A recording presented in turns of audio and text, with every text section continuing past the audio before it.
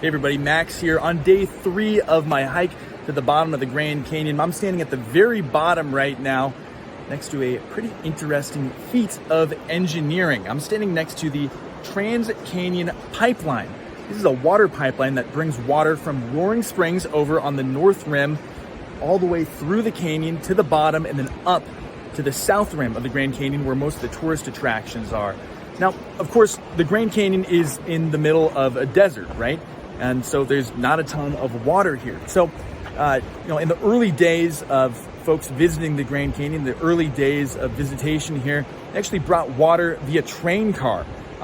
Even before that, they actually brought it via mule. But that was kind of a short-term solution. And as visitation increased, they needed a permanent way to bring water up to the south rim. So this is how they did it. This pipeline that actually crosses this silver bridge, it's gravity fed at this point in the pipeline from Roaring Springs because it's at a higher elevation. So it starts at Roaring Springs, goes down into the canyon, and then it goes up to Indian Springs, which is about midway up the south rim of the Grand Canyon. Then there's a pump house at Indian Springs, and it pumps it the rest of the way up to the south rim of the Grand Canyon. Just an incredible feat of engineering that was built during Project 66, a massive parks improvement project that took place between 1956 and 1966.